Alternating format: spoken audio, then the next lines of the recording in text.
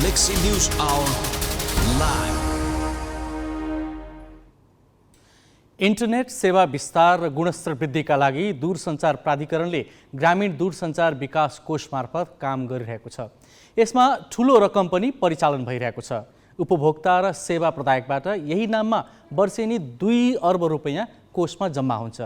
यही कोषको रकम त्यसै थन्किएको जनाउँदै सरकारले सञ्चित कोषमा तानेर तलब भत्तामा खर्च गर्न भ्याउँछ। तर उही र उस्तै कामका लागि विश्व ब्याङ्कसँग हात पसारेर सरकारले ऋण लिँदैछ। आफ्नो आवश्यकता र औचित्य नहेरी दाताका प्रस्ताव र परामर्शदाताका स्वार्थमा पनि देशमाथि ऋणको भार थोपरिँदैछ। विदेशी ऋण लिनै नहुने होइन, तत्काल नगरी नहुने र आफ्नो बुत्ताले नभ्याउने अनि भविष्यमा तिर्न पनि सकिने अवस्था सुनिश्चित गरी ऋण लिन सकिन्छ। तर यहाँ चाहिने नचाहिने कामका लागि पनि ऋण लिँदैछ। गएको 10 वर्षमा 300% ऋणको भार बढेको छ। पछिल्ला 5 वर्षमा यो दर उच्च रूपमा बढेको छ र एकै वर्षमा ऋण 2 खर्ब भन्दा माथि थपिएको छ। कुनै परियोजना समयमा सकिएका छैनन्। भ्रष्टाचार अचाकले बढेको छ। ऋण लिएर बनाइएका कुनै पनि परियोजनाले आफ्नो ऋण आफै तिरेको उदाहरण देशमा पाइँदैन। यसले बिस्तारै आर्थिक सङ्कटतर्फ धकेल्दै देशै ऋणमा डुबाउने खतरा बढाएको छ। ग्यालेक्सी न्युज आवरमा आज हामी देश कसरी विदेशी ऋणको आहालमा डुबाइँदैछ भन्ने चित्र प्रस्तुत गर्नेछौँ।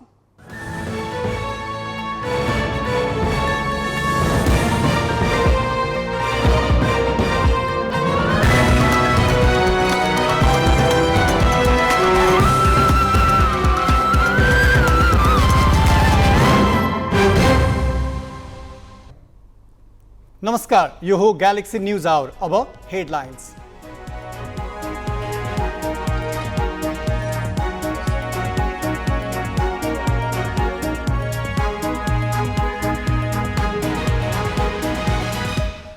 आवश्यकता र औचित्य नहेरी जथाभावी वैदेशिक ऋण लिने प्रवृत्ति 10 वर्षमा 300% बढ्यो ऋणको बोझ।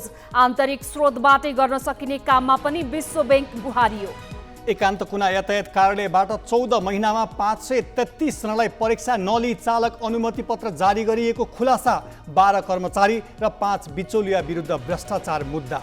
अत्यावश्यक सेवा रोक्न नपाइने कानुन विपरीत भोलिदेखि उडान नगर्ने वायु सेवा सञ्चालकको धम्की। नियमित उडान नगरे अनुमति पत्र नै रद्द गर्ने प्राधिकरणको चेतावनी। सेनाले दैलेखको दुल्लुमा 20 वर्ष अघि स्थानीयबाट कब्जा गरेको 54 रोपनी जग्गाको मुआब्जा अझै दिएन। 43 घर परिवारको उठिवास। र एससीसी महिला टी20 च्याम्पियनसिप क्रिकेटमा नेपाल हङकङसँग 7 विकेटले पराजित। हारका बावजुद समूह उपविजेता बन्दै सेमी फाइनलमा।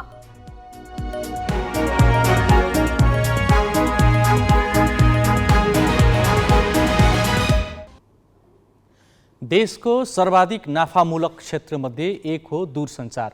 ग्रामीण दूरसञ्चार विकास कोषका नाममा सरकारले वार्षिक 2 अर्ब रुपैयाँ उपभोक्ता र सेवा प्रदायकबाट उठाउँछ र दूरदराजमा इन्टरनेट पहुँच पुर्याउन र डिजिटल साक्षरता बढाउन यो रकम खर्च पनि गरिरहेको छ। स्वदेशमै पर्याप्त रकम उठिरहेको र उही प्रकृतिको परियोजना सञ्चालन भइरहेको अवस्थामा सरकारले यही नाममा विश्व ब्याङ्कसँग ऋणका लागि हात फैलाएको छ। आन्तरिक स्रोतको सही परिचालन गर्न नसक्ने तर विकासका नाममा विदेशी ऋण लिनुका पछाडि कतै दाता रिझाउने र परामर्शका नाममा ठूलो रकम अपचलन गर्ने नियत त होइन भनेर यही क्षेत्रका विज्ञ तथा सरोकारवालाले प्रश्न उठाएका छन्। केन्द्रीय तथ्याङ्क विभागको आँकडालाई आधार मान्ने हो भने देशको अर्थतन्त्रमा दूरसञ्चार क्षेत्रको योगदान 1.47% छ।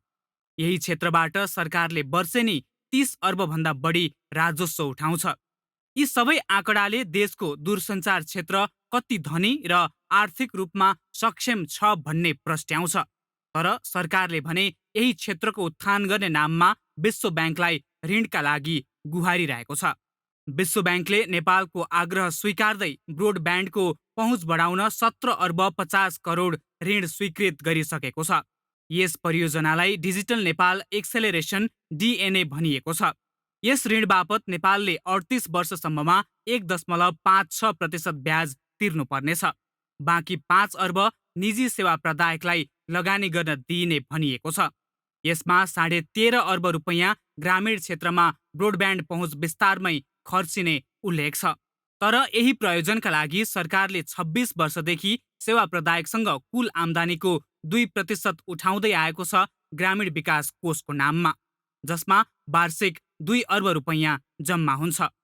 यसलाई इफेक्टिभली युटिलाइज भयो कि भएन भन्ने उद्देश्यले हेर्ने हो भने अब त्यो अवस्थामा चाहिँ रकमलाई हामीले युज गर्न सकिरहेको अवस्था थिएन भनेदेखि हामीले डुइङ बाई लर्निङ गर्दै गइकन अहिले चाहिँ हामीले चाहिँ युटिलाइज प्रोपरली फाइबरै पुर्याउनको लागि हाई क्यापेसिटी इन्टरनेट पुर्याउनको लागि हामीले प्रयोग गरिरहेका छौँ।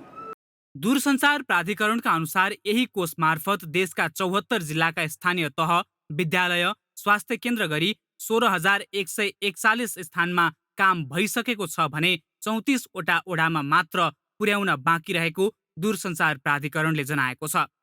यस्तै मध्य पहाडी लोकमार्गमा अप्टिकल फाइबर विस्तार भइरहेकै छ। लगानी अनुरूप काम भयो कि भएन र यदि भएको छैन भने रफ्तार कसरी बढाउने भन्नेतिर सरकारले ध्यान दिएको छैन। तर उही र उस्तै काम गर्न सरकारले विश्व ब्याङ्कसँग ऋण लिएर नागरिकको थाप्लोमा अरू ऋणको बोझ थप्दैछ। होइन, त्यस्तो होइन।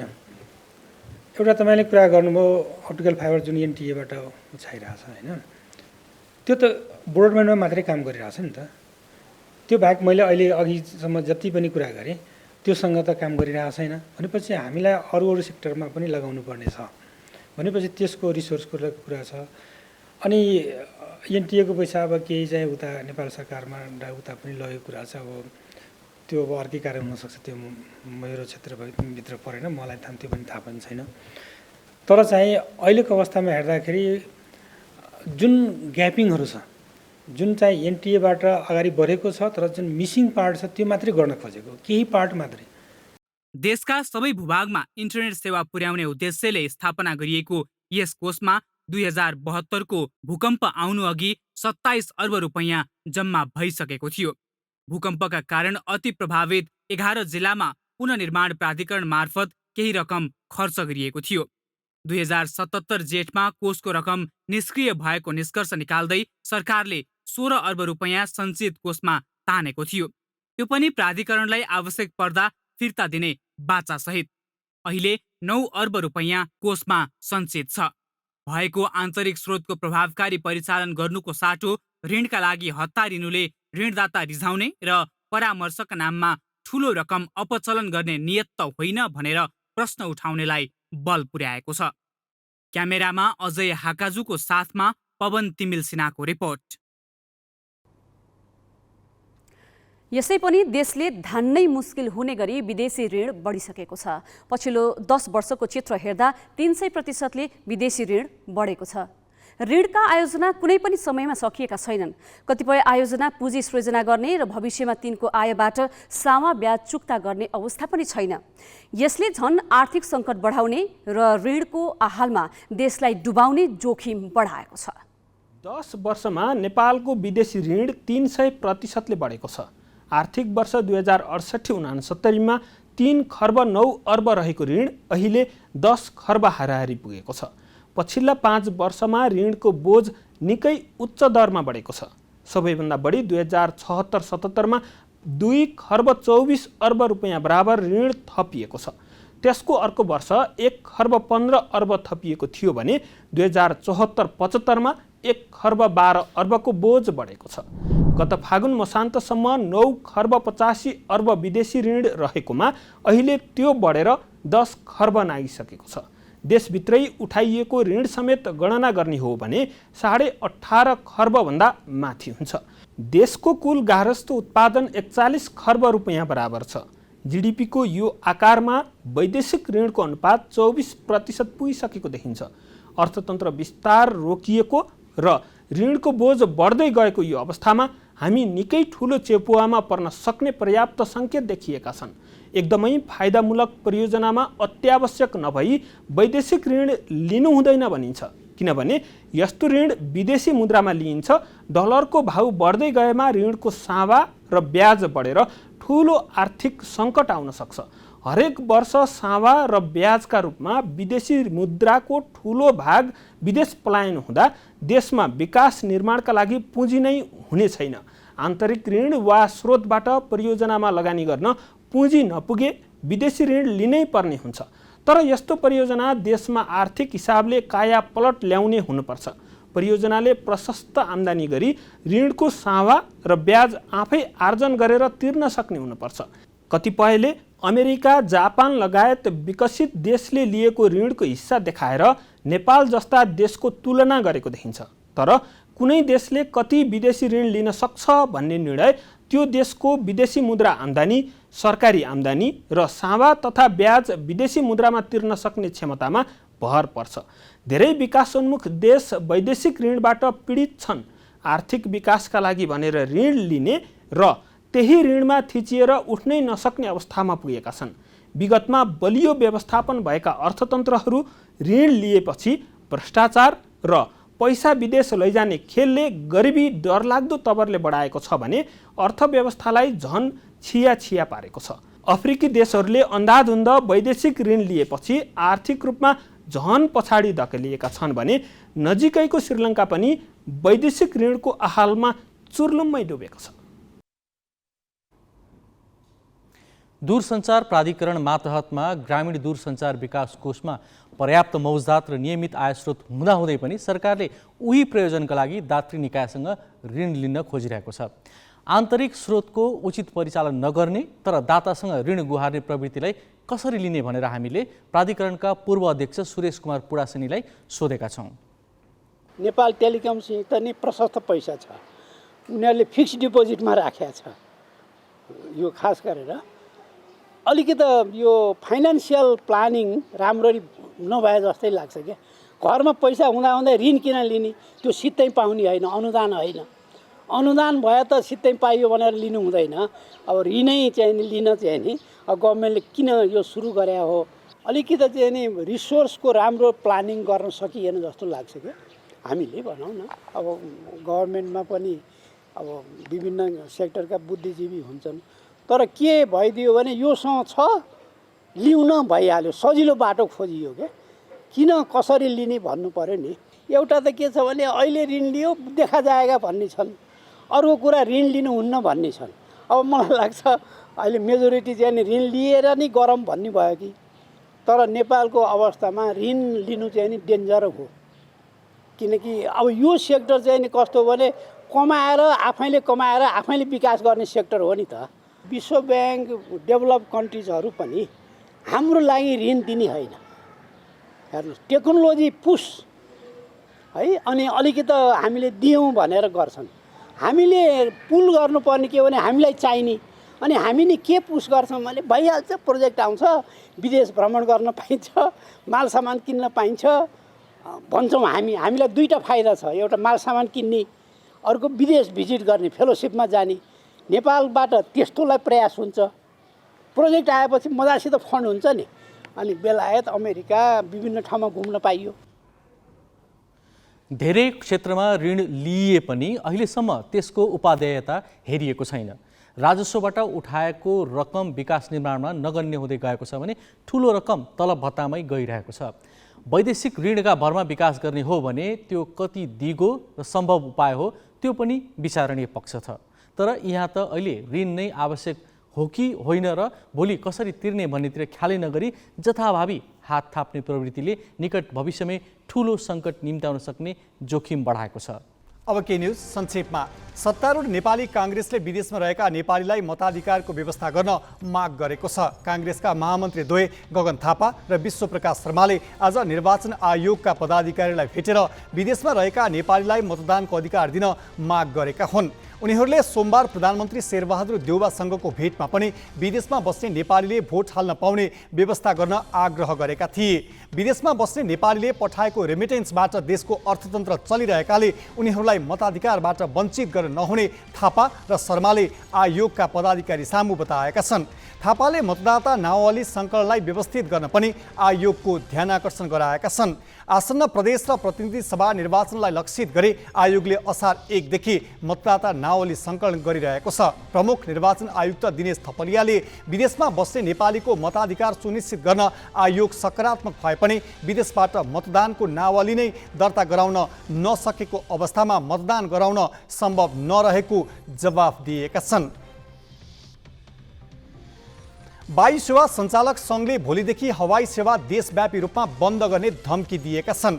विभिन्न कम्पनीका 55वटा जहाज र हेलिकप्टरले राति काठमाडौँ बाहिर तोकिएको आधार विमानस्थलमा पार्किङ गर्नुपर्ने नेपाल नागरिक उड्डयन प्राधिकरणको निर्णयको विरोधमा सङ्घले आफ्ना जहाज र हेलिकप्टर भोलिदेखि नचलाउने घोषणा गरेको हो। हवाई सेवा अत्यावश्यक क्षेत्रमा पर्छ। कानुन अनुसार अत्यावश्यक क्षेत्रमा हडताल गर्न पाइँदैन। सङ्घले आज काठमाडौँमा पत्रकार सम्मेलन गरी प्राधिकरणले हवाई सेवा कम्पनीमा आइपर्ने समस्यालाई वास्तै नगरी एकतर्फी रूपमा निर्णय गरेकाले अत्यावश्यक सेवामा बन्दको घोषणा गरेको जनाएको छ। प्राधिकरणले भने उडान नगरे अनुमति नै रद्द गर्ने चेतावनी दिएको छ। प्राधिकरणले पत्रकार सम्मेलन गरी विमानस्थल रत्नपार्क जस्तो नभएको जवाफ दिँदै आफ्नो निर्णय अटेर गरी सेवा बन्द गर्ने कम्पनीको उडान अनुमति खारेज गर्ने चेतावनी दिएको हो। प्राधिकरणले त्रिभुवन अन्तर्राष्ट्रिय विमानस्थलले जहाजको चाप धान्न नसकेको कारण देखाएर हेलिकप्टरका लागि आजदेखि र जहाजका लागि असार 13 देखि लागू हुने गरी पार्किङका लागि काठमाडौँ बाहिरका विमानस्थल तोकेको छ। सरकारले पेट्रोलियम पदार्थमा मूल्य वृद्धि नेपालको काबु बाहिरको विषय भएको जवाफ दिएको छ।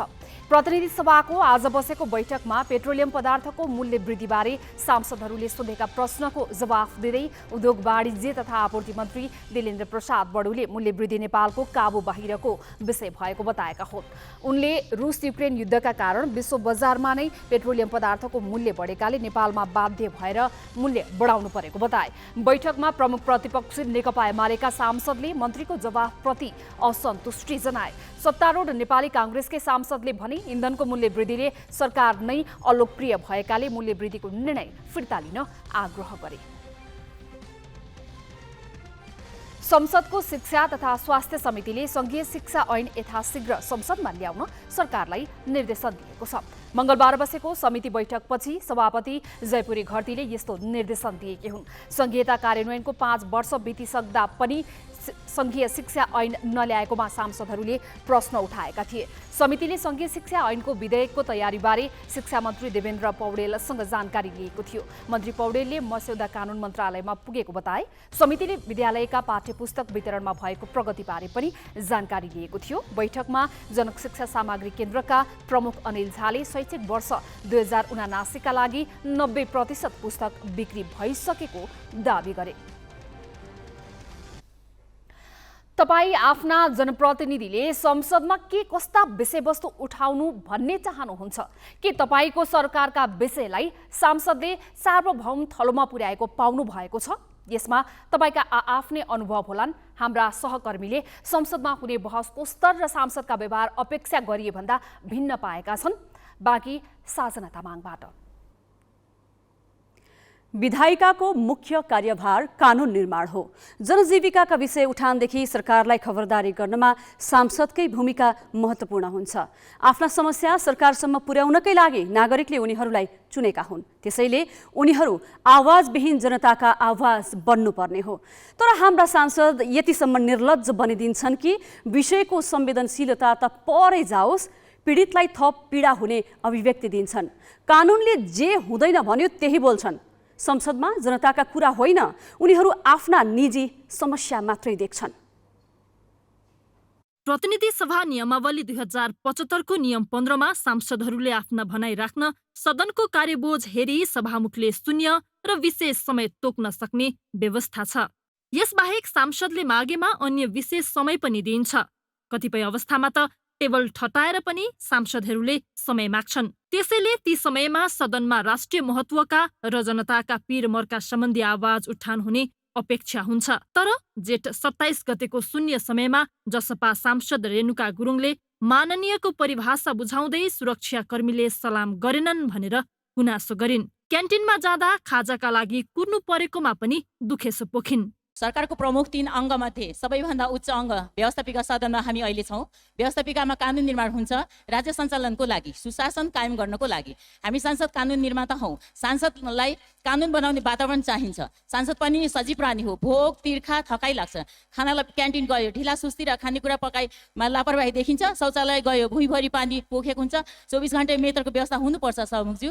पिउने पानी ठाउँमा गयो कतै गिलास हुँदैन, कतै पानी हुँदैन, कतै तातो पानी हुँदैन।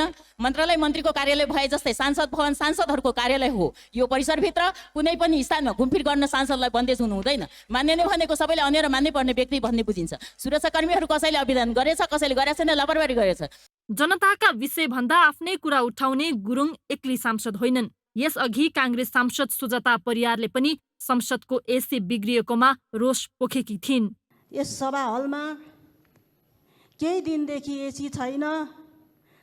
अहिले यति धेरै गर्मी बढेको महिनामा यस्तो गुम्सिएर सभा हलमा बस्नु परेको छ। सुनिन्छ एसीमा पानी छैन, पानी सकिएर एसी नचलेको। सचिवालयबाट लिएको भाडाले के पानी किन्न नसकेको हो कि पानी पेट्रोल भन्दा महँगो भएको हो? 3 दिनसम्म पनि एसी बनाउन नसक्नु, यो त सरासर लापरवाही हो। यौन हिंसा विरुद्धका केही ऐनलाई संशोधन गर्ने विधेयक 2079 माथिको छलफलका क्रममा एमाले सांसद गङ्गा चौधरीले त जबरजस्तीकरणी र हदम्यादको विषयमा अशोभनीय टिप्पणी नै गरिन्। हामी समग्र नेपाली जनताको अवस्थालाई हेरेर कानुन निर्माण गर्ने प्रक्रियामा हुनुपर्छ। म महिला हुँ भन्दैमा महिलाको भावना मात्रै बुझ्नु हुँदैन, हामी पुरुषको भावना पनि बुझ्ने जरुरी छ, नितान्त जरुरी छ। जबसम्म मन मिल्यो तबसम्म उसलाई लभको संज्ञा दिने, त्यसपछि आफ्नो स्वार्थ पूरा भएन भनेपछि उसलाई बलात्कारको संज्ञा दिने। संसदीय बहसको स्तर र सांसदको प्राथमिकता दर्शाउने यी त केही उदाहरण हुन्। कतिपय सांसदले जनताका आवाज सुनाउने भन्दा राजनीतिक तुस मात्र पुग्ने ठाउँ पनि संसदलाई बनाएका छन्। कतिपय सांसद यसलाई सदनमा के कस्ता विषय उठाउने र विषयवस्तुमा कसरी प्रस्तुत हुने भनेर संसदीय दलले प्रशिक्षित गर्न नसक्दाको परिणाम ठान्छन्। सांसदहरूको अनुशासन दलहरूले सिकाएकै छैन जस्तो मलाई लाग्छ। दलहरूले पटक पटक ट्रेनिङ दिनुपर्छ, विज्ञहरू राख्नुपर्छ, एक्सपर्टहरू राख्नुपर्छ र राखेर चाहिँ कुन विषयमा कसरी बोल्ने त होइन, विषयभन्दा बाहिर नजाने होइन, आफ्नो विषयमा एकदम राम्रोसित राख्ने कुरा। त्यसमा नगएर विषयलाई छोडेर आफ्नो खुनसकलाई निकाल्ने हो होइन। बाहिरमा मिडियामा कसरी चाहिँ भाइरल हुन्छु, त्यसमा के बोलिदियो भने मिडियामा भाइरल हुन्छु, बरु जनताले गाली दियो त्यो मतलब छैन, कमेन्टहरू हेर्दैन कि मानव कि हजारौँ कमेन्ट भएछ भने त्यसमा 999 गाली नै खाएको हुन्छ, एउटा राम्रो आउँछ 999 नराम्रो नै आएको हुन्छ, त्यो कमेन्ट हेर्दैन। धेरै भाइरल भयो भनेर मान्यजीहरूले चाहिँ आफ्नो विषय छोडेर अर्को विषयमा गएर जान्छन्। यो दलहरूले लगाम लगाउनुपर्छ। सङ्घीय संसदमा प्रतिनिधित्व गरेका सांसदहरूलाई शब्दमा यो बोल यो नबोल भनेर प्रशिक्षण वा तालिम त दिने कुरा भएन। त्यो कुरा चाहिँ आफैमा कुन विषयवस्तु कुन गहिराइका साथ कुन उचाइका साथ उठाउँदा उपयुक्त हुन्छ भन्ने कुरा चाहिँ स्वयं सांसदले पनि अनुभूत गर्नुपर्ने वा चाहिँ नि त्यो जिम्मेवारी महसुस गरेर उठाउनु पर्ने कुरा हो। त्यसो त संसदमा सांसदहरूले उठाउने विषयको गाम्भीर्य सभामुखले पनि हेर्नुपर्छ। यसतर्फ सभामुखको पनि ध्यान नगएको सांसदकै बुझाइ छ। संसदहरू यदि बोल्छन् भने उनीहरूले संयम राख्नै पर्छ। सभ्य भाषा नै हो संसद भने, सभ्य व्यक्तिहरूको सभ्य सदस्यहरूको निकाय हो र त्यस्तो कुरामा सभामुखले पनि नियन्त्रण गर्नुपर्छ। जनताले आफूले जिताएर पठाएका जनप्रतिनिधिले आफ्ना पिरमर्का र राष्ट्रिय समस्या उठाउलान् भन्ने आश गरेका हुन्छन्। तर केही सांसद संसदमा पुगेर बोलेकै पाइँदैन भने केहीले बोल्न पाएको समय पनि के बोल्ने हेक्का नराखी बोलेको देखिन्छ। संसदमा उठाउने विषय र बहसका लागि गर्नुपर्ने तयारी निकै थोरैले गरेको देखिन्छ। सृजना घिमिरे, ग्यालेक्सी 4K, काठमाडौँ। जनप्रतिनिधिको सर्वोच्च थलो संसदमा हुने बहसको स्तर र जनप्रतिनिधिका यी व्यवहारलाई कसरी लिने, सार्वभौम थलोमा उनीहरू कसरी प्रस्तुत हुने भन्नेसम्म हेक्का राख्न नसक्नुको कारण के हो? यी प्रश्न ग्यालेक्सी राजनीतिक संवाददाता सृजना घिमिरेले पूर्व सभामुख तारानाथ राणाभाटलाई सोधेकी छन्। पार्टीको भए पनि जनताको भावनाको प्रतिनिधित्व गरेर आउने हो नि त्यहाँ संसदमा त। त्यहाँ आइसकेपछि चुनाव जित्दा चुनावको प्रतिस्पर्धा गर्दाखेरि जेसुकै भए पनि त्यो आएपछि त्यो थलो त सर्वोच्च निकाय हो नि, जनताको सार्वभौम सत्ता सम्पन्न जनताको सर्वोच्च निकाय, जनताको आवाज सुनाउने ठाउँ, जनताको भावनाको प्रतिनिधित्व गर्ने ठाउँ र परिपूर्ति गर्ने ठाउँ हैन। अनि अन्तर्राष्ट्रिय राष्ट्रिय सारा समस्याहरूलाई चाहिँ सम्बोधन गर्ने र बाटोहरू खुलाउने ठाउँ। त्यसकारणले हामी जुन पद्धति हामीले अपनायौँ, जति म्याच्योर हुनुपर्ने हो हाम्रो पद्धति, यतिका वर्ष भइसक्यो अमला भाचेर गर्नुहोस् त कति वर्ष भइसक्यो हामी म्याच्योर नै हुन सकेन हाम्रो राजनीति। कसैले संसदको एसी बनेन, हामीले हपहपी खाएर बस्न पर्यो भन्ने विषय उठाउँछन्, कतिले क्यान्टिनमा गएर खाजा खाना कुर्नु पर्यो भन्छन् हैन। यी प्रतिनिधि आवाजले नेपाली जनताको आवाज बोल्छ त? यी हुन् त संसदमा गएर सांसदले सुन्ने समयमा विशेष समयमा एकदम जनताको प्रतिनिधि भएर चाहिँ क्यान्टिनमा खानपिनमा उसमा केन्द्रित हुन त जनताले पठाएको होइन नि। मुलुकमा सुरक्षाकर्मीले पनि सलामी गरेनन् हैन, दिएनन्। सलामी लिनका निमित्त योग्य हुने त आफू हो नि, हो कि होइन? त्यसकारणले हामी यस्तै साना साना कुरामा केन्द्रित हुँदाखेरि, यस्तै साना कुराबाट प्रभावित हुँदाखेरि र यसैमा अल्झिँदाखेरि हाम्रो यो यति लामो अवधि नि 7 सालदेखि 15 सालसम्मको अवधि हाम्रो खेर गयो। राजा महेन्द्रले लिनुभयो सत्ता 30 वर्ष, त्यसै खेर गयो। फेरि हामीले आर्जन गरेका थियौँ, त्यो पनि अब खेर गइरहेको छ। त्यहाँ सांसदले बोल्ने बोलीका भाषा शब्द चयनलाई यहाँले नजिकबाट निहाल्नु भएको होला। त्यो कमजोरी व्यक्ति सांसदको मात्रै होइन, जनताको आशीर्वाद पाएका पार्टीहरूले आफ्नो सदस्यहरूलाई गाइड गर्ने हो, दलले निर्देशित गर्नुपर्छ। अनि समग्र हाउसले फेरि रेस्पोन्सिबल त हाउसप्रति हो नि, सबैजना गभर्मेन्ट पनि एकाउन्टेबल पनि त्यही प्रति छ नि। त्यो हुनुपर्ने ठाउँमा हामी यी नर्म्सहरूलाई, यी नियमहरूलाई हामी उल्लङ्घन गर्छौँ र इन्डिभिजुअल उसमा व्यक्ति हाम्रो सामूहिक चाहिने प्रयत्नहरू देखिँदैनन्। हजुरको समयमा कस्तो हुन्थ्यो त्यति बेला? सांसदहरूले बोल्ने कुरा, सांसदहरूले कतिको तयारी गरेर अलिकति अदब थियो, अलिकति अदब भनेको के भने स्थापित भइसकेका मुलुकलाई परिवर्तनका निमित्त धेरै लडाइँ लडेका अनि मान्यता प्राप्त देशभित्र अन्तर्राष्ट्रिय क्षेत्रबाट पनि मान्यता प्राप्त भएका नेता, सुनामधन्य नेताहरू थिए। यो कम्युनिस्ट हो भनेर काङ्ग्रेसले घृणा गर्ने, यो काङ्ग्रेस हो भनेर कम्युनिस्टले घृणा गर्ने, तिनीहरूको नेतृत्व छइन्जेल थिएन। तर जब हाम्रो पुस्तामा झऱ्यो नि, मेरो पुस्तामा त्यो जिम्मेवारी सभापति हुन थाले, महामन्त्री हुन थाले, के हुन थाले, केन्द्रीय सदस्य हुन थाले, सबै हुन थाल्यो सबै ठाउँमा। त्यो मूल्य र मान्यता चाहिँ घट्दै गइसकेपछि अहिलेको स्थिति विद्यमान छ। त्यसो भए हाम्रो संसदलाई, सङ्घीय संसदलाई एउटा सभ्य थलो बनाउन, अनुशासित थलो बनाउन, हाम्रा सांसदहरूलाई पनि जनताका सांसद साँच्चै हाम्रै प्रतिनिधि हुन् भन्ने बनाउन कसको के भूमिका हुनु पर्ला? सबभन्दा ठुलो त दलकै भूमिका हुन्छ। किनभने एउटा झन्डा मुनि एउटा विचार, एउटा आदर्श, एउटा सिद्धान्त लिएर बनेका हुन्छन्। त्यो आदर्श सिद्धान्ततिर आबद्ध गराएर व्यक्तिगत स्वार्थ, समूहगत स्वार्थ वा पार्टीगत पनि स्वार्थ हुन्छन् नि, आदि इत्यादि। ती स्वार्थहरू चाहिने राष्ट्रिय स्वार्थ पनि, जनताको हितका निम्ति स्वार्थ पनि हुन्छ, व्यक्तिगत हितका निम्ति पनि स्वार्थ हुन्छ। जो चाहिने मुलुकका निमित्त हानिकारक हुन्छ हो त्यस्तालाई त्याग्नका निम्ति पार्टीहरूले हुइप जारी गर्न सक्नुपर्छ, पार्टीहरूले बोलाएर सम्झाउन सक्नुपर्छ। त्यो नेता मैले अघि भने नि तपाईँलाई, त्यस्ता नेताहरू थिए जसको अदब थियो। संसदमा बोल्दाखेरि कसरी बोल्ने, ओहो भोलि मलाई चाहिने यसको जवाफ मैले आफ्नो नेतालाई दिनुपर्छ, प्रश्नहरू उठ्छ, हेरिराखेको छ, सुनिराखेको छ भन्ने भए हुन्थ्यो। अहिले त कसैलाई टेर्नु पनि छैन। संसदको आचरण समिति छ, त्यसको पनि छोड्दिनु, त्यो केही पनि हुँदैन अहिले।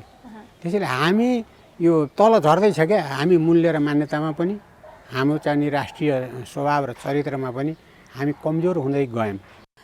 सार्वभौम संसदमा राष्ट्रिय विषय र आम नागरिकका मुद्दाले ठाउँ पाउनुपर्छ, तब पो बहसको गुणस्तरीयता बढ्छ, व्यवस्थाप्रति भरोसा बढ्दै जान्छ। अब के न्यूज संक्षेपमा। सञ्चार कर्म छोडेर राजनीतिमा होमिएका रवि लामिछानेले राष्ट्रिय स्वतन्त्र पार्टी घोषणा गरेका छन्। लामिछानेले आज राष्ट्रिय सभागृहमा एक कार्यक्रमका माझ पार्टी घोषणा गरेका हुन्। उनको नेतृत्वमा गठन भएको पार्टीको केन्द्रीय समितिमा 21 सदस्य छन्। लामिछानेले आफूलाई अहिलेका दलबाट राजनीति गर्न प्रस्ताव आए पनि त्यहाँ बसेर देश बदल्ने आकांक्षा पूरा नहुने निष्कर्षमा नयाँ पार्टी घोषणा गरेको बताएका छन्। यसैबीच इन्जिनियर आकर्षण पोखरेलले संसदीय निर्वाचनमा काठमाडौँ 4बाट स्वतन्त्र उम्मेदवारी दिने घोषणा गरेका छन्। उनले आज काठमाडौँमा एक कार्यक्रम गरी उम्मेदवारको घोषणा गरेका हुन्। मलेसियामा जारी एसएससी महिला टी20 च्याम्पियनसिप क्रिकेटमा समूह चरणको अन्तिम खेलमा नेपाल हङकङसँग पराजित भएको छ।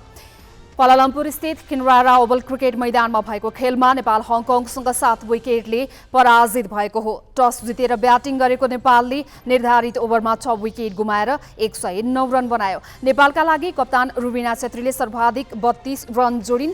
यस्तै बिन्दु रावल 23 र अप्सरी बेगमले 22 रनको योगदान दिए। सीता राणा मगर 9, ममता चौधरी 7, कविता जोशी 4 र काजल श्रेष्ठ 1 रनमा पेभिलियन फर्किए। 110 रनको लक्ष्य लिएर जवाफी ब्याटिङमा उत्रिएको हङकङले 15 ओभर 5 बलमा मात्र 3 विकेट गुमाएर पूरा गर्यो। हङकङका लागि मारिको हिलले सर्वाधिक 45 रन जोडिन्। यस्तै नतासा मिलिस 28 र चन्का यङले 17 रन जोडिन्। नेपालका लागि सङ्गीता राईले 2 र सीता राणा मगरले 1 विकेट लिए। जारी प्रतियोगितामा नेपालको यो पहिलो हार हो।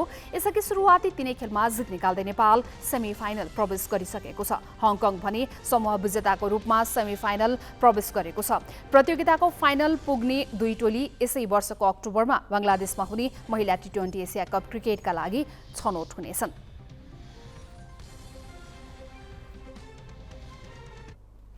अब थप प्रसङ्ग अजय दासबाट। ललितपुरको एकान्त कुनाई स्थित यातायात व्यवस्था कार्यालयबाट बिचौलियासँगको मिलेमतोमा गैर कानुनी तवरमा चालक अनुमति पत्र जारी गर्ने 12 कर्मचारी विरुद्ध अख्तियार दुरुपयोग अनुसन्धान आयोगले भ्रष्टाचार मुद्दा दायर गरेको छ। उनीहरूले 14 महिनाको अवधिमा लामो समयदेखि नवीकरण नगरेका कारण स्वतः रद्द भएका चालकको ठाउँमा नयाँ नाम राखेर 533 जनालाई अनुमति पत्र जारी गरेको अख्तियारको अनुसन्धानले देखाएको छ। यस मुद्दामा बिचौलियाको भूमिका खेल्ने 5 जनालाई पनि विपक्षी बनाइएको छ। यातायात व्यवस्था कार्यालय एकान्त कुना ललितपुर यस्तो कार्यालय हो जहाँ सोझो बाटोबाट काम हुँदैन भन्ने छाप सेवाग्राहीमा छ। खप्नै नसकिने लामो लाम छिचोलेर सेवा प्रदान गर्ने झ्यालसम्म पुग्नुपर्छ। त्यति गर्दा पनि ढुक्कसँग काम हुँदैन। कर्मचारी अनेक बहाना निकालेर कामबाट पन्छिन्छन्। उस्तै परे सर्भर बिग्रेको भनेर सेवा नै ठप्प पार्छन् र काम जति बिचौलियाको जिम्मा लगाउँछन्। सर्भर बिग्रेको नाममा कर्मचारीले कम्प्युटर नै बिचौलियाको जिम्मा लगाएको दृश्य ग्यालेक्सी टिभीले देखाएको थियो। यही बीचमा अख्तियारले छापामारी कागजात नियन्त्रणमा लिएपछि गरेको अनुसन्धानले बिचौलिया र कर्मचारीको मिलोमतोमा लिखित र ट्रायल परीक्षा नै नदिएका व्यक्तिका नाममा चालक अनुमति पत्र जारी गरिरहेको पाइएको छ। 2077 साउनदेखि 2078 भदौसम्मका कागजात हेर्दा 533 जनाका नाममा किर्ते गरी यस्ता अनुमति पत्र जारी गरिएको पाइएको छ। एकपटक चालक अनुमति पत्र लिएर लामो समय नवीकरण गर्न नआएका व्यक्तिको ठाउँमा कम्प्युटर प्रणालीमा नयाँ व्यक्तिको विवरण राखी यस्ता अनुमति पत्र जारी गर्ने गरेको अख्तियारको निष्कर्ष छ। सञ्चार माध्यमबाट परेको उजुरी छानबिन गर्दाखेरि अब यसमा चाहिँ 2 जना कार्यालय प्रमुखहरू तत्कालीन अवस्थाको होइन र अन्य सहायक स्तरको कर्मचारी मेकानिकल इन्जिनियर सहित 5 जना स्थायी कर्मचारीहरू र 7 जना कम्प्युटर अपरेटरहरू करार सेवाको र 5 जना बिचौलिया गरेर जम्मा 17 जना विरुद्ध तपाईको सरकारी कागजात सच्याउने यिनीहरूले चाहिँ नवीकरण नभएका पहिलेको रेकर्ड र रद्द भएका लाइसेन्सहरूको रेकर्डमा चाहिँ नयाँ मान्छेलाई अपडेट गराएर दिने खालको जम्मा 533 जना नयाँलाई चाहिँ सवारी चालक अनुमति पत्र वितरण गरेको कसुरमा विशेष अदालतमा मुद्दा दायर गरिएको छ। एकान्त कुना यातायात कार्यालयका प्रमुखहरू समरबहादुर कार्की र राजुभाइ कुस्माले गलत नियतले मातहत कर्मचारीलाई अख्तियारी दिएको र त्यसबाट गैर कानुनी लाभ लिएको अख्तियारको निष्कर्ष छ। यस्तै मेकानिकल इन्जिनियर विजयराज गिरी, सहायक स्तरका कर्मचारी कमल स्याङतान, सिनियर मेकानिक्स अच्युत प्रसाद फुयालले प्रविधिको दुरुपयोग गरी भ्रष्टाचारमा संलग्न भएको अनुसन्धानले देखाएको छ। यस्तै करार सेवाका कम्प्युटर अपरेटर प्रकाश कार्की, रेजु भट्टराई, रोशन राज भण्डारी, श्यामसुन्दर चौधरी, लक्ष्मी श्रेष्ठ, माया सेठी र रिचा श्रेष्ठले नवीकरणका नाममा नयाँ व्यक्तिलाई सवारी चालक अनुमति पत्र तयार पारेको देखिएको छ। यसमा सेवाग्राहीबाट रकम मोलमोलाई गरी कामको जिम्मा लिने र कर्मचारीसँग बाँडीचुँडी गर्ने भूमिका हरिभक्त श्रेष्ठ, बाबुराम शर्मा भन्ने उद्धव बहादुर खत्री, दीपक विश्वकर्मा, गणेश अधिकारी र नरेन साक्यको भूमिका देखिएको छ। उनीहरू सबैलाई सरकारी कागजात सच्चाइ गलत व्यक्तिका नाममा चालक अनुमति पत्र जारी गरेको अभियोगमा अख्तियारले भ्रष्टाचार मुद्दा चलाएको हो। उनीहरूले त्यहाँ भएको कम्प्युटरमा भएको विवरणहरू सच्याएर नयाँ सेवाग्राहीहरूलाई त्यो लाइसेन्स प्रदान गरेको कसुरमा 3 महिनादेखि 2 वर्षसम्म कैद र 50,000 रुपियाँसम्म जरिमाना हुने व्यवस्था छ। पक्राउ भन्दा पनि उनीहरू त अब अनुसन्धानको क्रममा आयोगमा आएर बयान स्यान गरिसकेको अवस्था छ। उनीहरूलाई तारिक तोकेर दिएको अवस्था छ। अहिले अब त्यो विषय चाहिँ भनौँ न हामीले आरोपपत्रहरू दायर गर्यौँ, उनीहरू अदालतमै उपस्थिति हुन सक्ने अवस्था पनि रहन्छ। बिचौलियाले एक व्यक्तिबाट कम्तीमा 35,000 रुपियाँ लिने र त्यो रकम सरकारी कर्मचारीलाई पनि बाँडीचुँडी गर्ने गरेको अनुसन्धानका क्रममा देखिएको थियो। यस हिसाबले 533 जनाबाट करिब 2 करोड रुपियाँ असुल गरेको देखिन्छ। अख्तियारले अभियोग पत्रमा कति रकममा यो कारोबार हुन्थ्यो भन्ने चाहिँ खुलाएको छैन। सामान्यतः चालक अनुमति पत्र लिनका लागि टोकन लिएपछि बायोमेट्रिक अनि स्वास्थ्य परीक्षण हुँदै प्रमाणितपछि मात्र राजस्व तिरेर लिन पाइन्छ। तर दलालले पहिले रकम पेस्की लिएपछि सिधै कर्मचारीको सहयोगमा बायोमेट्रिक गराएर केही दिनभित्रै नै स्वास्थ्य परीक्षण, नवीकरण प्रमाणित तथा रसिद काट्ने काम सकेर अनुमति पत्र दिने गरिएको थियो। यसले सरकारी संयन्त्रभित्र झाँगिएको घुसखोरीको डरलाग्दो चित्र बाहिर ल्याएको छ। क्यामेरामा सञ्जय घिमिरेका साथमा पवन पौडेल, ग्यालेक्सी 4K, काठमाडौँ।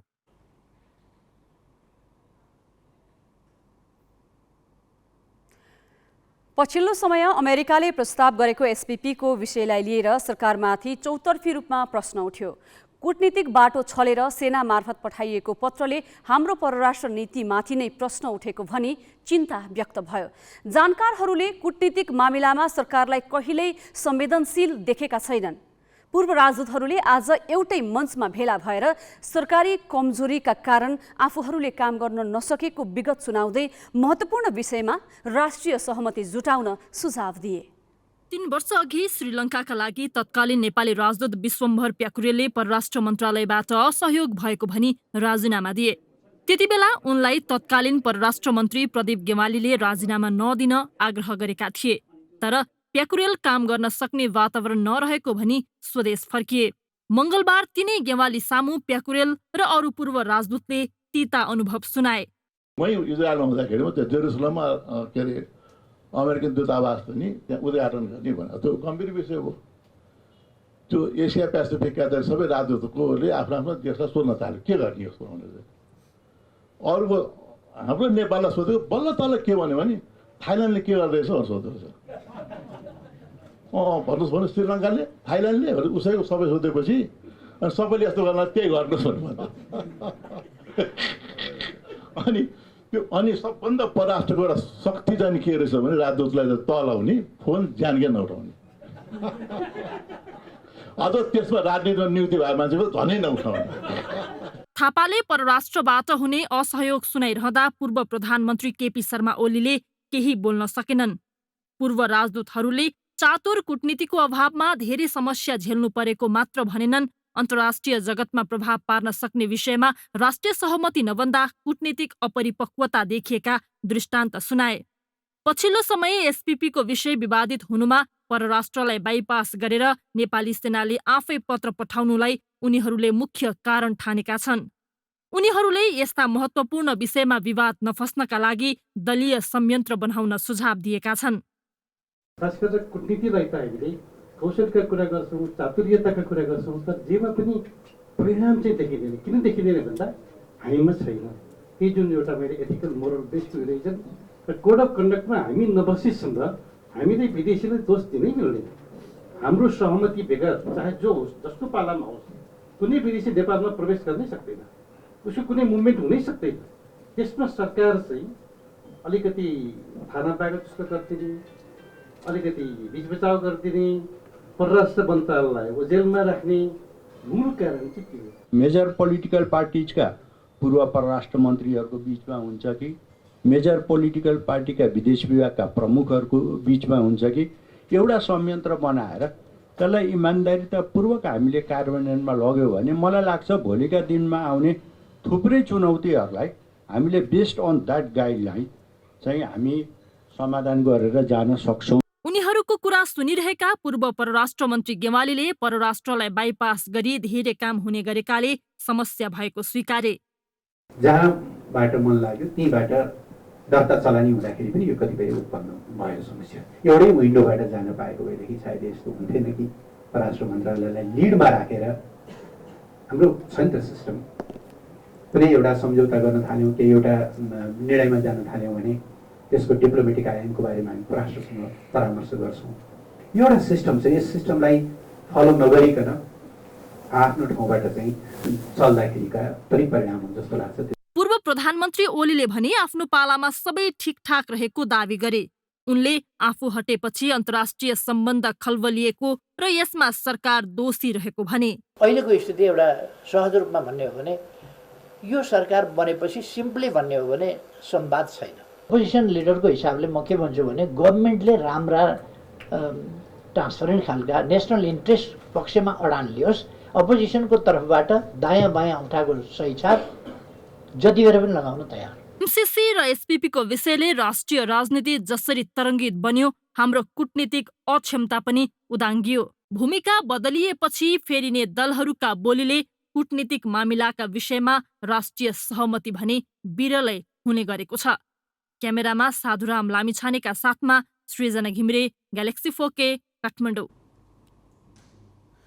सरकारले कहिले बन्छ भन्ने यकिन नभएको बुढी गण्डकी जलविद्युत आयोजना प्रभावित क्षेत्रमा मुआब्जा बापत 40 अर्ब रुपियाँभन्दा बढी बाँडिसकेको छ। कानुनमै जग्गा प्राप्ति बापत मुआब्जा दिने व्यवस्था छ, तर दैलेखको दुल्लुमा 43 परिवारले 2 दशक बितिसक्दा पनि मुआब्जा पाउन सकेका छैनन्। आफ्नो 54 रोपनी जग्गामा सेनाको ब्यारेक बनाइएपछि 43 परिवार विस्थापित भएका हुन्। 10 परिवार जीवनयापनका लागि भारत गए, तर बस्ने ठाउँ समेत नभएकाले उनीहरू जन्मथलो समेत फर्किन सकेका छैनन्। उनीहरूलाई मुआब्जा दिलाउन कसैले पहल गरेको छैन, जबकि भोगचलन गर्न नपाएको जग्गाको मालपोत भने विस्थापित परिवारले नै बुझाउँदै आएका छन्। दैलेख दुल्लुकी मैसरा दमाई 70 वर्ष नजिक पुगिन्। हातगोडा चल्न गाह्रो मान्छन्, आँखाले ठम्याउन मुस्किल हुन्छ। यो उमेरमा उनले चैनको श्वास फेर्न पाएकी छैनन्। गाउँमा शान्ति सुरक्षा कायम गर्न खडा गरिएको ब्यारेकले चैन उडाइदेला भनेर उनले चिताएकी थिइनन्। पुस्तैनी सम्पत्ति ब्यारेकभित्र पर्दा अहिले मैसरालाई आफ्ना नाति नातिनाको भविष्यमा समेत काँडेतार लगाइएको भान हुन्छ। हातमुख जोड्ने माध्यम सेनाको अधीनमा पुगेपछि मुगलान पसेका छोरा बुहारी सम्झिएर भक्कानी रहन्छन्। नेताहरूले पनि हाम्रो हालबादल केही हेरेन, हाम्रो मान्छे पनि गतिलो रहेनछ। के गरौँ सर, यस्तै छ हालत। यो हालत अब हजुरहरूले यतिको अब दुःख चिन्नु हुने भने चिनिदिनु होला। हजुरको पनि जय जयकार होस्। 2052 देखि 2063 सम्म मुलुकले रक्तपात बेहोर्यो। तत्कालीन नेकपा माओवादीको हिंसात्मक सङ्घर्षको डढेलोले दुलुलाई नराम्ररी दपेट्यो। गाउँ जनसरकार प्रमुख बनाइएका राजु बज्राचार्य नेपाली सेनाको निशानामा परे। सेनाले गाडेको शव खोतलेर जलाउन खोज्दा माओवादीले अवरोध गरे। त्यसपछि स्थानीय र माओवादी बीच द्वन्द्व चुलियो।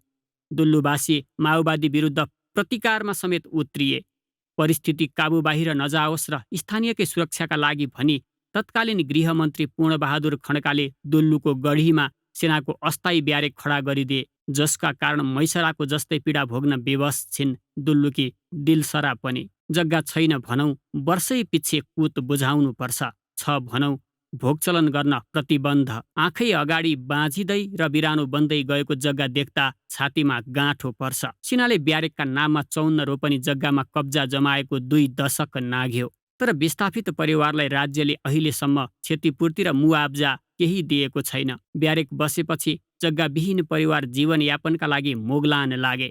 विस्थापित परिवार आफन्त र छरछिमेकीको घरमा आश्रय लिन पुगे। जग्गा हाम्रो एउटा यही थियो, हाम्रो छाको बास खाने त्यही कला एउटा कला तोडी 4 मा गहुँ, 4 मा एक कोसा मकै खाने जग्गा त्यही जिम्मे त्यही हो। त्यही पनि सरकारको राज्य भएको सरकारले लिँदाखेरि पनि आज हाम्रो न जग्गाको हाम्रो जग्गा कमै खान पाएछौँ, न जग्गाको हाम्रो अधिग्रहण भएको छ, न पैसा हामीले खेलाउन पाएछौँ। अब हाम्रा छोराछोरी नाङ्गा भोका छन्। हाम्रो एउटा घरगली छैन, बस्ने बास छैन, राम्रोसँग एउटा छोराछोरीलाई पढाउ लेखाइ सकेका छैनौँ, एक कपी डटपेन किन्न सकेका छैनौँ। त अब यो जग्गा पनि अधिग्रहण भएपछि हामीलाई कहीँ सुविस्ता हुन्छ कि पैसा अलि देला सरकार भनेर हामीले राख्यौँ सर। त्यो पनि हाम्रो अझ भएन कि सरकारले हामीलाई यति दुःख पीडा त हामीलाई पुग्दिनु पऱ्यो। यो सरकार कि त्यस्तै हो कि हामीलाई हेर्ला, अब यस्तो दलित मान्छेलाई हेर्ला फेर्ला भनेर हामीले यो सरकार यो जग्गा जमिन हामीले दियौँ त्यही खाने पनि हामीले छैन सर। सेनालाई ब्यारेक बनाएर राखिएपछि 43 घर परिवारको उठीबास भयो। ती परिवारलाई मुआब्जा दिने विषयमा 2075 भदौ 27मा रक्षा मन्त्रालयले चासो देखायो। दैलेख निर्वाचन क्षेत्र नम्बर 2बाट निर्वाचित सांसद राजबहादुर बुढाले पनि पत्रको बोधार्थ पाए। उनले त्यही वर्ष मुआब्जा वितरण हुने आश्वासन बाँडे। त्यसपछि विस्थापित परिवार जिल्ला प्रशासन कार्यालयदेखि धेरै सरकारी अड्डा धाए, तर कतैबाट सुनुवाई भएन। उनीहरू दिन दुखीको कोही हुँदो रहेनछ भन्ने निष्कर्षमा पुगेका छन्। अब बड्डा अब मरिगया, अहिले बड्डा मरिया 6-7 वर्ष भइगया। अब हात आएन, खुट्टा आएन, मैले दुःख धेरै पाएँ। छोरापरी माइत भाइ पनि छैनन्, मेरा बा पनि छैनन्। यहाँ हुँदाखेरि परी माइत जग्गामा बसिया थिएँ, माइत जग्गा पनि बाइगयो, यहाँको जग्गा पनि बाइगयो। यहाँ पनि 4 पाथी 4 बनाएको जग्गा हो, उहाँ पनि 3 पाथीको घर बागो बनाया घर, त्यो जग्गा सब त्यसैमा गएको छ। विस्थापित परिवारलाई मुआब्जाबारे सेनासँग पनि जवाब छैन। आफ्नो जग्गामा सेनाको ब्यारेक बनेपछि शेरबहादुर दमाईसहित 10 घरधुरी रोजगारीका लागि भारत पुगे। अमरसिंह दमाईको मजदुरी गर्दा गर्दै भारतमै ज्यान गयो। बस्ने ठाउँ नभएकाले अरू परिवार फर्किन सकेका छैनन्। दैलेखबाट भक्तबहादुर शाहीको सहयोगमा अक्षर काका, ग्यालेक्सी फोके। हामी ग्यालेक्सी न्युज आवरको अन्त्यमा छौँ। जाँदा जाँदै हेडलाइन्स।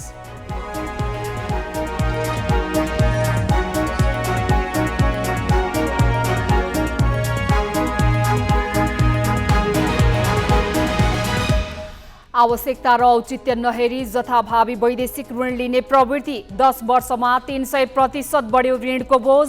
आन्तरिक स्रोतबाटै गर्न सकिने काममा पनि विश्व बैंक गुहारियो।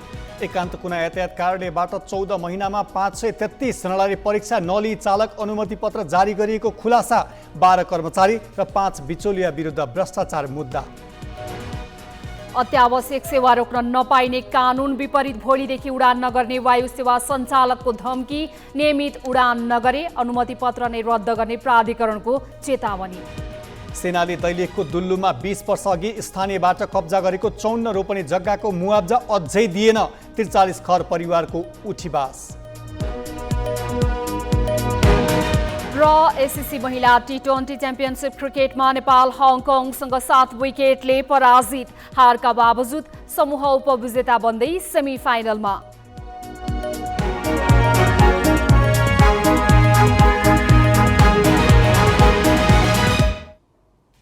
आजलाई ग्यालेक्सी न्युज आवर सकियो। नमस्ते।